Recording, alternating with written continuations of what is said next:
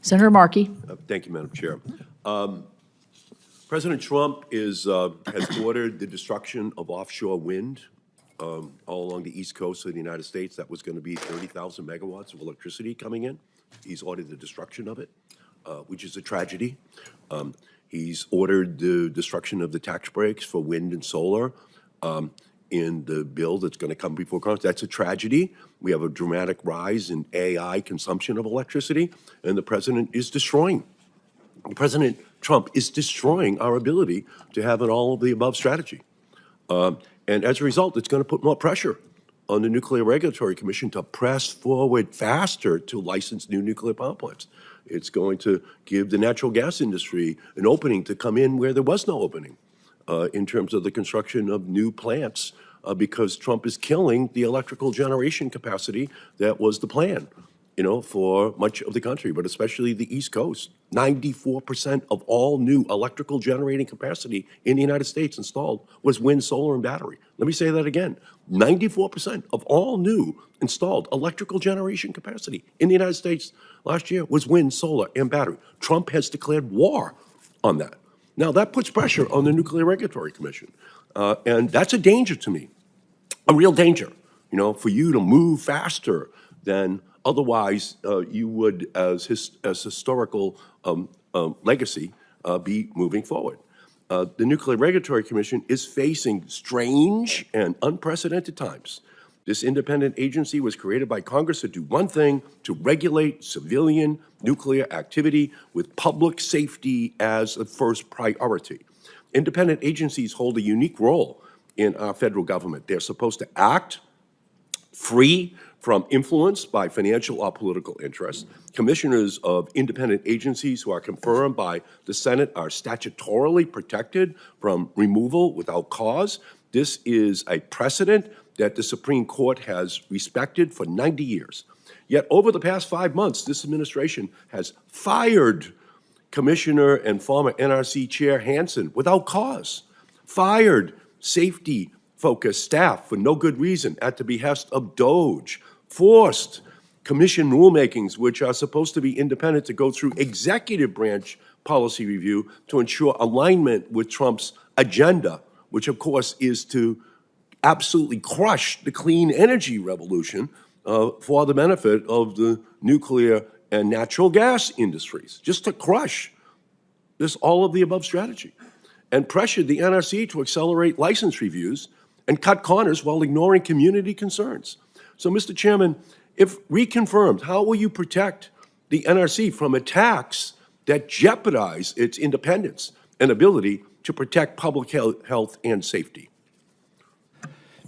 Thank you, Senator Markey, for the question. And I did enjoy our visit back in March with you and your staff.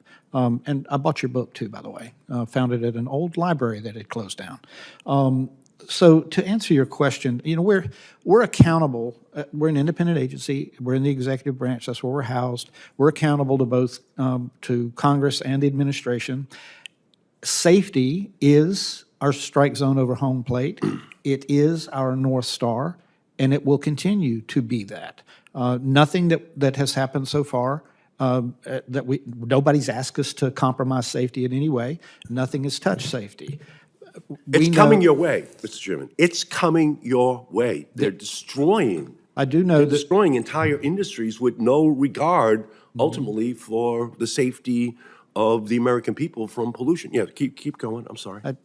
To me, what I've seen so far and have been involved in with my colleagues, it's been about process more than anything else, and trying to align our stuff within the agency so that we can be more efficient, which was the goal of the ADVANCE Act, and it's aligned as well. Let me turn to this alignment. I'd like to turn to the issue of public engagement. And today I'm reintroducing my NRC Office of Public Engagement and Participation Act, a bill that would establish an office dedicated to keeping communities informed and involved in what's happening in their backyard. Communities deserve a chance to weigh in on the issues that directly affect their health and safety, and there's nothing like a nuclear power plant coming into your neighborhood that raises safety and health issues. And over the years, I've learned a great deal from the communities next to the decommissioning of the Pilgrim nuclear power station in Massachusetts. They have fought for transparent, accountable, and community-led decision-making when it comes to nuclear safety.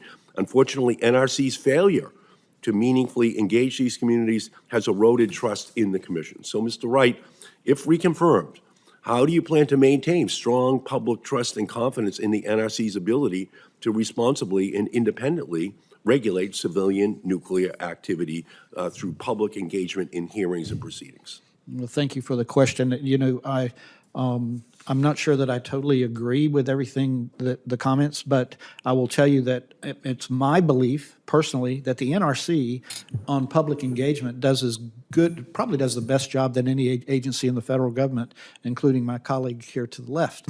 You know, we have public meetings, Federal Register notices, we have website announcements, email listservs, social media posts. In the tribal areas, we will go into the community, do potluck dinners, go to we'll translate into native languages and print, do radio, if they don't have broadband, we go to them to seek their input. So I believe that and there's a lot more that we do as well on top of that.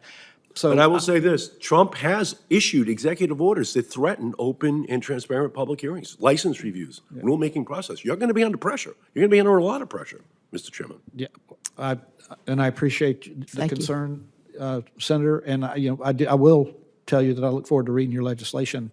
I just heard about it this morning. Thank you.